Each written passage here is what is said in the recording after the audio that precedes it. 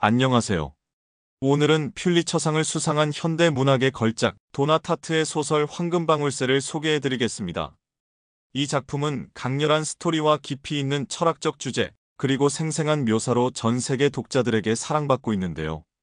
미술과 범죄, 성장과 상실이라는 요소가 절묘하게 결합된 이 소설은 한 소년의 인생을 따라가면서 운명과 선택, 그리고 인간의 본질에 대해 깊이 있게 탐구합니다. 도나타트는 미국 문학계에서 독특한 존재로 평가받습니다. 그녀는 데뷔작 비밀의 역사로 큰 주목을 받았고, 이후 작은 친구를 발표하며 탄탄한 작가적 입지를 다졌습니다. 하지만 그녀를 전 세계적으로 유명하게 만든 작품은 바로 황금방울새였죠. 이 소설은 출간되자마자 평단과 대중의 극찬을 받으며 2014년 퓰리처상을 수상하였고, 세계적인 베스트셀러가 되었습니다.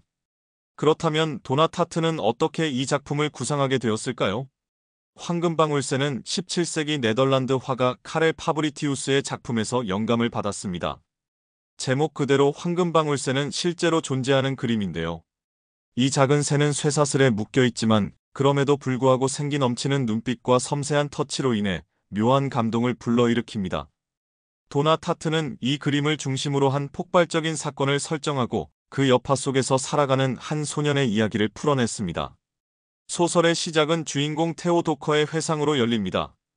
어린 시절 뉴욕 메트로폴리탄 미술관에서 어머니와 함께 시간을 보내던 그는 끔찍한 폭발 사고를 겪게 됩니다. 그 순간 그는 우연히 황금방울새 그림을 손에 넣게 되고, 이후 그의 인생은 걷잡을 수 없이 뒤틀리기 시작합니다. 어머니를 잃은 충격, 불안정한 삶, 그리고 그림과 얽힌 위험한 관계들이 그를 따라다니죠. 이야기는 단순한 성장 소설을 넘어 예술과 범죄, 사랑과 배신, 그리고 인간 내면의 빛과 어둠을 조명합니다. 테오가 겪는 방황과 유혹, 그리고 결국 찾아가는 자기 정체성의 여정은 독자들에게 강렬한 공감을 불러일으키죠. 우리가 살아가면서 마주하는 선택과 그로 인해 변화하는 운명의 무게를 이 소설은 깊이 있게 탐구합니다. 오늘 황금방울새의 이야기를 들으면서 예술이 우리에게 어떤 의미를 가지는지, 그리고 한 인간이 운명 앞에서 어떻게 변화하고 성장하는지를 함께 생각해보는 시간을 가져보려 합니다. 그럼 지금부터 본격적으로 이야기를 시작해볼까요? 어느 날 13살 소년 테오 데커는 어머니와 함께 뉴욕의 한 미술관을 방문했습니다. 뉴욕의 아침 공기는 차가웠지만 미술관 내부는 따뜻하고 조용했습니다. 테오는 어머니의 손을 잡고 전시장을 거닐며 고풍스러운 작품들을 바라보았습니다. 어머니는 어린 시절부터 미술을 사랑했고, 오늘 테오에게 꼭 보여주고 싶은 그림이 있다며 설레는 표정을 지었습니다. 이 그림을 보면 뭔가 묘한 기분이 들 거야. 조그마한 새 한 마리가 내 마음을 붙잡을 수도 있어. 어머니는 미소 지으며 작은 네덜란드 그림을 가리켰습니다. 바로 카렐 파브리티우스의 황금방울새라는 작품이었습니다. 테오는 그 그림 앞에 멈춰 섰습니다. 황금방울새는 금속 고리에 발이 묶여 있었고, 작은 새는 화면 속에서 묘하게 생동감 넘치는 표정으로 테오를 바라보는 듯 했습니다. 어머니가 그 그림을 설명해 주려던 순간 믿을 수 없는 일이 벌어졌습니다.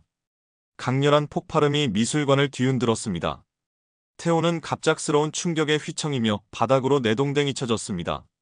매캐한 연기와 먼지가 공기 중을 가득 메웠고 머릿속이 멍해졌습니다. 귀는 울리고 주변에서는 비명이 들려왔습니다. 테오는 정신을 차리려 애쓰며 어머니를 찾으려 했지만 시야는 뿌옇게 흐려졌고 폐허가 된 미술관의 잔해 속에서 그녀의 모습은 보이지 않았습니다. 그때 테오는 부상당한 한 노인을 발견했습니다. 그는 바닥에 쓰러져 신음을 흘리고 있었습니다. 테오는 본능적으로 다가갔고 노인은 힘겹게 손을 뻗으며 마지막 힘을 짜내어 말을 건넸습니다. 이걸 가지고 가거라. 노인은 테오의 손에 작은 반지 하나와 그림 한 점을 쥐어주었습니다. 그것은 바로 어머니가 보여주려던 황금방울새였습니다. 테오는 그것을 받아든 채 어찌할 바를 몰랐습니다. 혼란과 공포 속에서 노인의 의미를 이해할 수 없었지만 그림을 손에 쥔 순간 이상한 감각이 온몸을 감쌌습니다. 마치 운명의 한 조각이 자신에게 넘겨지는 것처럼. 미술관 밖으로 탈출하는 동안 테오는 두려움과 혼란 속에서도 그림을 놓지 않았습니다. 그리고 그 순간 그의 세계는 완전히 뒤바뀌었습니다. 테러 이후 테오는 어머니를 잃었습니다. 그 순간부터 그는 철저히 혼자가 되었습니다. 아버지는 오래전 가족을 버리고 떠났고 테오에게 가까운 친척도 없었습니다. 결국 그는 친구 앤디의 가족, 바버가에서 머물게 됩니다. 바버 가족은 예의 바르고 정중했지만 감정 표현이 적은 사람들이었습니다. 그들은 테오를 받아들였지만 그의 깊은 상실감까지 어루만져 주지는 못했습니다. 그들의 집은 고급스럽고 안정적이었지만 테오는 그곳에서 결코 자신의 자리라고 느낄 수 없었습니다. 그러나 그가 무엇보다 소중히 간직한 것은 바로 황금방울새 그림이었습니다. 테오는 그림을 돌려줘야 한다는 생각도 했지만 그것이 어머니와 연결된 마지막 흔적처럼 느껴졌습니다. 어머니를 잃은 그날 이후 이 그림은 그의 유일한 비밀이 되었고 손에서 놓을 수 없는 존재가 되었습니다. 하지만 그는 아직 알지 못했습니다. 이 작은 그림 한 점이 결국 그의 인생을 예측할 수 없는 혼란 속으로 이끌 운명이라는 것을. 테오는 바버 가족의 호화로운 아파트에서 머물게 됩니다. 그곳은 마치 또 다른 세상 같았죠. 뉴욕 상류층의 여유로움이 깃든 이 집에서 그는 현실과 동떨어진 듯한 기분을 느꼈습니다. 아버지가 떠난 데 이어 어머니까지 잃은 그는 어디에서도 정착하지 못한 채 떠도는 기분이었습니다. 계속해서 테오는 여전히 엄마를 잃은 충격에서 벗어나지 못하고 있었습니다. 그는 틈만 나면 엄마와 함께했던 순간들을 떠올렸고 불현듯 몰려오는 공허감에 사로잡히곤 했습니다. 바버 부인이 따뜻하게 보살펴 주었지만 그 온기는 테오의 깊은 상처를 완전히 감싸주지는 못했습니다. 그는 바버 가족의 아늑한 집에서 잠을 이루지 못하며 자신이 떠돌이 같은 존재라는 생각에 시달렸습니다. 그래도 테오는 여전히 그 그림, 황금방울새를 품고 있었습니다. 그림은 그에게 엄마와의 마지막 순간을 상기시키는 동시에 무언가를 붙잡고 있다는 느낌을 주었습니다. 하지만 그것은 동시에 커다란 비밀이기도 했습니다. 그는 그림을 감추고 지키려 애쓰면서도 그것이 자신의 삶에 어떤 영향을 미칠지 알지 못한 채 불안감에 휩싸였습니다. 그러던 어느 날 테오는 뉴욕 거리를 방황하다가 문득 어머니와 함께 미술관에서 보았던 수많은 작품들이 떠올랐습니다.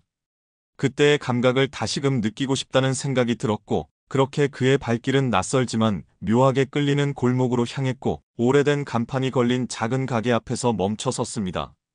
테오는 우연히 맨해튼의 한 구석에 자리한 호바트와 블랙윌의 골동품 가게에 발을 들이게 됩니다. 세월의 흔적이 깃든 가구와 미술품들 사이를 지나며 그는 묘한 안도감을 느낍니다. 그곳에서 그는 조용한 눈빛을 가진 호바트 씨를 처음 만났습니다. 호바트 씨는 다정한 태도로 테오를 맞이하며 오래된 가구와 그림에 대한 이야기를 들려주었습니다. 테오는 자연스럽게 가게를 둘러보았고 마치 시간 속에 멈춰버린 듯한 공간에서 작은 위안을 느끼게 됩니다. 그러다 무심코 황금방울새 그림이 언급되었을 때 호바트 씨의 눈빛이 잠시 빛났습니다. 호바트 씨는 그림의 이름을 되뇌듯 중얼거리더니 천천히 고개를 들었습니다. 황금방울새라, 그 작품을 알고 있니? 그의 목소리는 조용했지만 미묘한 호기심과 무게가 섞여 있었습니다. 테오는 순간 당황했지만 애써 태어난 척 고개를 끄덕였습니다. 그 그림을 엄마가 좋아했어요.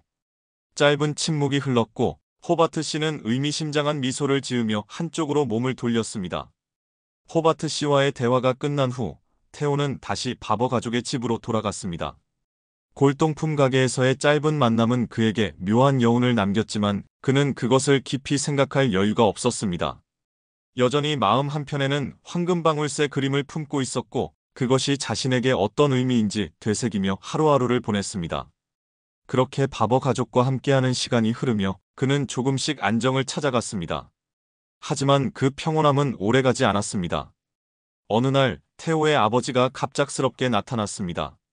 이제는 새로운 여자친구인 젠과 함께 라스베이거스에서 살고 있다며 테오를 데려가겠다고 말했습니다. 테오의 어머니가 세상을 떠난 후 아버지는 한동안 행방이 묘연했습니다. 그는 원래도 무책임한 사람이었고 술과 도박에 빠져 방탕한 생활을 하고 있었습니다. 하지만 어느 날 테오가 어머니의 유산을 상속받을 가능성이 있다는 사실을 알게 됐고 이 소식을 들은 그는 갑자기 모습을 드러내 테오를 자신의 보호 아래 두겠다고 나선 것입니다. 즉 테오를 돌보고 싶어서가 아니라 법적으로 그의 후견인이 되면 유산을 가로챌 수도 있기 때문에 테오를 데려가려 했던 것이죠. 하지만 그는 대놓고 그런 의도를 밝히지 않고 마치 오랜만에 아들을 찾아와 함께 살고 싶다는 듯 행동합니다.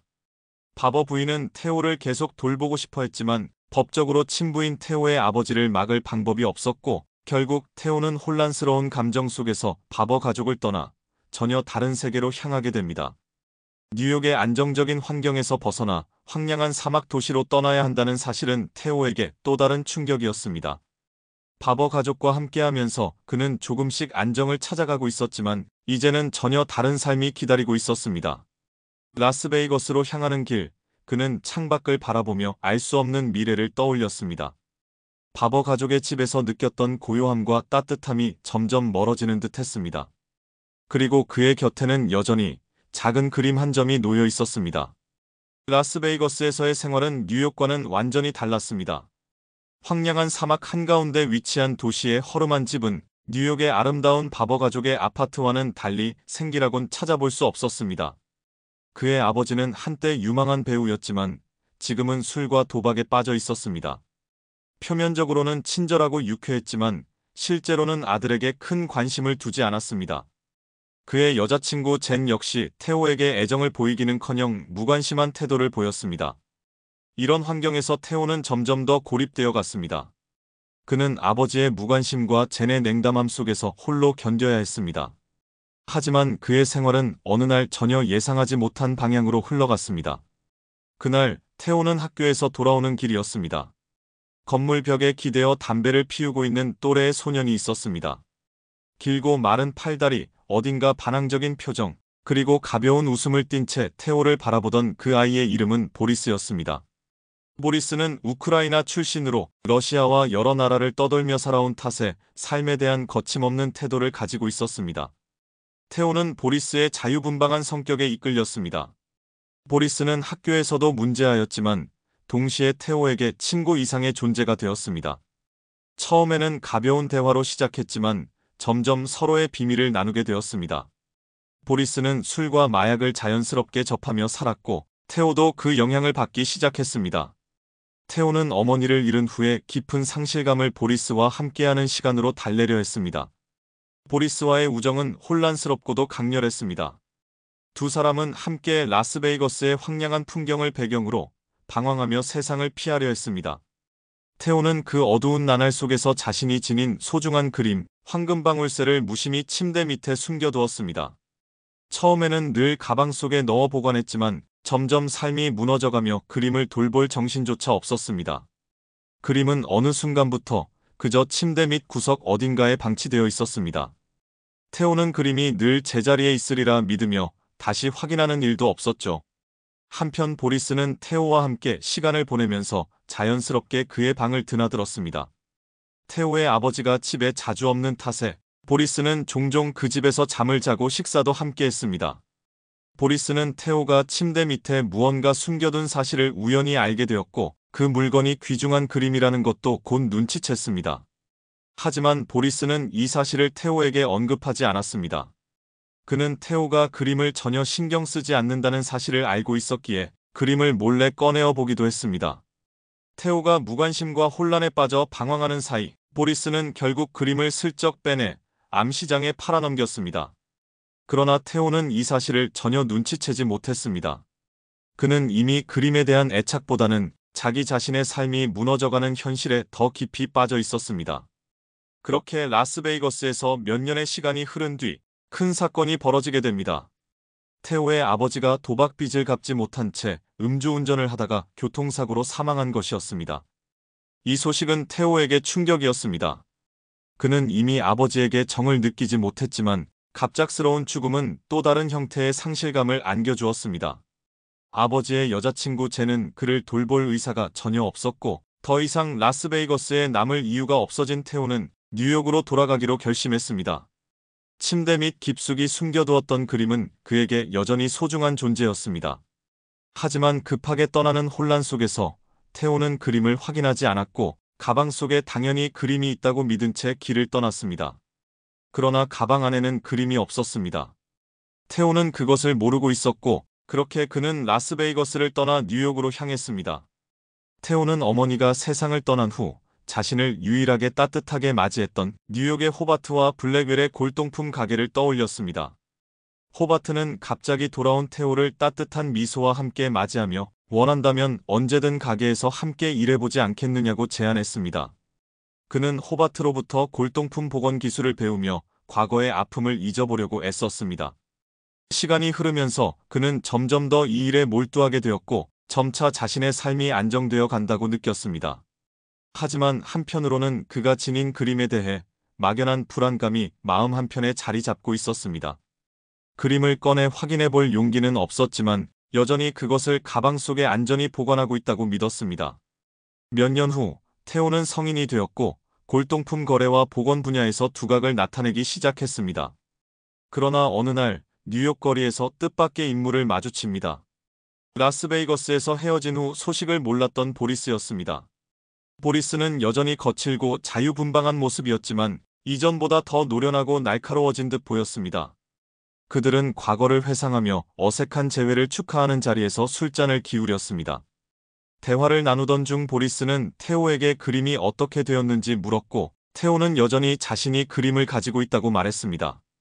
그러나 테오가 라스베이거스를 떠난 이후 한 번도 그림을 꺼내보지 않았다는 이야기를 듣자 보리스의 표정은 순간 굳어졌습니다. 그는 그제서야 테오가 그림이 사라진 사실을 전혀 모르고 있었다는 것을 깨달았습니다. 마침내 보리스는 조심스럽게 테오에게 진실을 털어놓습니다.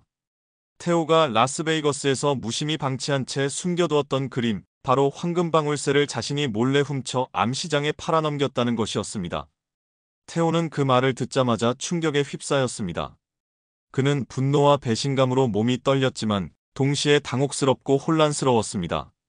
보리스가 과거 자신과의 우정을 배신했다는 사실보다 그림이 이미 오랜 시간 전에 사라졌고 자신은 그것을 전혀 모르고 있었다는 사실에 더 큰 충격을 받았습니다. 보리스는 그림이 현재 암스테르담의 범죄 조직에게 넘어갔다며 테오와 함께 그림을 다시 찾아야 한다고 제안합니다. 처음에 테오는 보리스의 말을 듣고 분노했지만 결국 그는 이 혼란스러운 상황을 정리하고 그림을 되찾아야 한다는 책임감과 의무감을 느끼게 됩니다. 결국 테오는 복잡한 감정 속에서도 보리스와 함께 암스테르담으로 향하기로 결심합니다. 그들이 향하는 곳에는 그림을 둘러싼 더욱 위험한 사건들이 기다리고 있었습니다. 암스테르담에 도착한 테오와 보리스는 그림을 되찾기 위한 계획을 세우기 시작했습니다. 보리스는 이미 오랜 시간 암시장에서 활동하며 그만의 네트워크를 구축하고 있었고 이 네트워크를 통해 그림의 행방을 알아냈습니다. 그림은 암스테르담에서 활동하는 국제범죄 조직의 손에 있었으며 그들은 그림을 이용해 또 다른 불법 거래를 준비하고 있었습니다. 테오는 처음부터 이 거래에 깊이 관여할 생각은 없었지만 보리스의 설득에 못 이겨 결국 범죄 조직과 직접 협상하는 자리에 동행하게 되었습니다. 어둠이 내려앉은 암스테르담의 거리, 테오는 불안한 마음으로 거래 장소에 도착했습니다. 그곳은 한적한 지역에 위치한 낡고 오래된 건물의 지하였습니다. 내부는 어둡고 습한 공기로 가득했으며 범죄 조직원들이 테오와 보리스를 기다리고 있었습니다. 보리스는 태연한 태도로 거래를 시작했지만 상대방의 요구는 테오가 예상했던 것과는 달랐습니다. 그들은 단순한 금전 거래가 아니라 또 다른 불법적인 거래에 테오와 보리스를 끌어들이려 했습니다. 테오는 이 위험한 상황에서 빠져나가고 싶었지만 보리스는 침착하게 그들의 제안을 받아들이는 척하며 상황을 주도하려 했습니다. 그러나 긴장은 점점 고조되었고 거래는 결국 혼란과 충돌로 이어졌습니다. 그림을 가지고 있던 조직원들과의 협상은 결렬됐고 현장은 순식간에 폭력으로 변했습니다. 총성과 고성이 오갔고 테오와 보리스는 급히 그림을 빼앗아 도망쳐야 했습니다. 어두운 골목길을 뛰며 테오는 공포와 혼란 속에서도 그림이 손에 들어왔다는 사실 하나에만 안도감을 느꼈습니다. 그림을 손에 넣은 테오는 호텔에 도착 후 긴장과 혼란 속에 그림을 바라보며 숨을 돌렸습니다. 오랫동안 찾아 헤매던 진품 황금방울새가 이제 그의 손에 있었지만 예상했던 기쁨보다는 깊은 불안감이 그를 사로잡았습니다. 그림을 둘러싸고 벌어진 일련의 위험한 사건들과 자신이 처한 상황의 무게 때문이었습니다. 테오가 불안과 갈등에 휩싸여 있을 때 보리스가 급히 호텔 방으로 돌아왔습니다. 그는 다급한 표정으로 테오에게 놀라운 소식을 전했습니다. 보리스는 이미 이 사건을 경찰에게 알렸으며 그림을 더 이상 개인적으로 소유하거나 숨기는 것이 아니라 경찰을 통해 정식으로 반환하는 것이 유일한 방법이라고 설득했습니다. 보리스는 테오가 혼란에 빠질 것을 우려해 그동안 이 계획을 비밀리에 준비해왔던 것입니다. 사실 보리스는 암 시장과 얽히며 위험한 거래를 진행하는 과정에서 경찰과 접촉하게 되었습니다. 그림이 여러 범죄 조직 사이를 오가며 상황이 위험하게 변하자 보리스는 혼자 경찰과 협력하여 그림을 회수할 계획을 세웠던 것입니다. 그는 테오에게 이 모든 계획을 털어놓으며 이제 그림은 정당한 절차를 통해 원래 있어야 할 자리로 돌아가야 한다고 강조했습니다. 테오는 보리스의 말을 듣고 처음엔 충격과 당혹스러움을 느꼈지만 동시에 깊은 안도감을 느꼈습니다. 그림을 소유하고 지키려 했던 그의 강박과 죄책감이 마침내 풀어지기 시작했습니다. 테오는 자신이 그림을 소유하는 것이 아니라 그림이 세상에 있어야 할 올바른 자리에 놓이는 것이 진정한 의미임을 깨달았습니다. 결국 경찰이 도착하고 보리스의 계획대로 황금방울새 그림은 회수되었습니다. 테오는 자신이 저질렀던 잘못과 그림을 둘러싼 혼란에서 마침내 벗어나게 되었고 이 사건을 계기로 인생의 의미를 재정립할 기회를 얻었습니다. 그림이 더 큰 세계의 일부로서 박물관으로 돌아가는 것을 지켜보며 테오는 비로소 자신의 과거를 받아들이고 앞으로의 삶을 살아갈 용기를 얻었습니다. 뉴욕으로 돌아온 테오는 호바트와 블랙웰의 골동품 가게에서 다시 안정을 찾아갔습니다. 그는 오랜 방황 끝에 호바트의 진심 어린 배려와 따뜻한 환영 속에서 비로소 자신이 돌아갈 곳을 찾았다고 느꼈습니다. 호바트는 마치 오랜 친구나 가족처럼 테오를 맞아주며 그가 마음의 상처를 치유할 수 있도록 옆에서 지켜봐 주었습니다. 테오는 골동품 복원 기술을 배우며 점점 자신의 삶을 정돈해 나갔고 잃어버린 시간을 되돌리고자 노력했습니다. 암스테르담에서 겪었던 혼란스러운 사건들이 서서히 기억의 뒤편으로 물러가고 있을 무렵 테오 앞에 다시 보리스가 나타났습니다. 그는 과거와는 전혀 다른 모습으로 나타났습니다. 단정한 옷차림과 이전보다 차분해진 태도를 보이며 보리스는 진심 어린 미소를 지었습니다. 보리스는 조심스럽게 입을 열며 과거 자신이 저지른 잘못을 털어놓았습니다. 그는 그림을 훔쳐 팔아넘긴 대가로 얻은 돈을 미천 삼아 여러 사업에 투자했고 그 과정에서 상당한 부를 쌓았습니다. 하지만 시간이 지나면서 그는 점점 더 그 돈이 자신의 양심을 짓누르고 있음을 깨달았습니다. 보리스는 자신이 가진 부가 결코 행복을 가져다 주지 못했고 오히려 늘 죄책감에 시달리며 잠 못 이루는 밤을 보냈다고 고백했습니다. 암스테르담에서 그림이 반환된 이후 보리스는 진지하게 인생의 방향을 고민했습니다. 결국 그가 선택한 길은 자신이 저지른 잘못을 바로잡고 무엇보다 소중했던 친구와의 관계를 회복하는 것이었습니다. 보리스는 테오를 향해 진심 어린 사과를 건네며 과거의 상처와 잘못된 선택들에 대한 후회를 털어놓았습니다. 그리고 그는 암스테르담에서 그림을 반환하며 얻은 보상금을 테오와 나누고자 했습니다. 보리스는 그 돈이 결코 자신의 것이 아니라 테오와 함께 공유해야만 진정한 의미가 있다고 말했습니다. 처음에 테오는 보리스의 말을 듣고 망설였습니다. 과거의 기억이 여전히 선명히 남아있었고 배신과 상처의 무게가 쉽게 지워지지 않았기 때문입니다. 하지만 테오는 보리스의 눈에서 진정한 후회와 우정을 확인할 수 있었습니다. 보리스의 솔직하고 담담한 고백을 들으며 테오는 마침내 오랜 시간 동안 쌓였던 응어리가 서서히 녹아내리는 것을 느꼈습니다. 둘은 긴 대화 끝에 과거의 오해와 상처를 풀었고 마침내 서로를 이해하며 화해의 악수를 나누었습니다.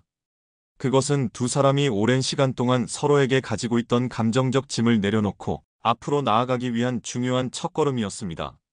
테오는 보리스와의 화해를 통해 마음속에서 무겁게 자리 잡고 있던 죄책감과 혼란을 조금이나마 덜어낼 수 있었습니다. 그리고 그는 비로소 깨달았습니다. 황금방울새 그림이 자신에게 가져다준 의미는 단지 아름다운 작품 그 이상이었습니다. 그것은 상처와 치유, 죄책감과 용서, 그리고 삶의 불확실함 속에서도 인간이 어떻게든 의미를 찾아가야 한다는 중요한 교훈이었습니다. 테오는 다시 호바트의 가게로 돌아와 골동품 복원 작업에 몰두했습니다. 그의 손끝에는 이제 불안이 아니라 평온함과 희망이 담겨 있었습니다. 그는 비록 앞으로도 완벽한 삶을 살 수 없겠지만 적어도 이제는 자신이 누구이며 어떤 삶을 살아가야 할지 분명히 알고 있었습니다.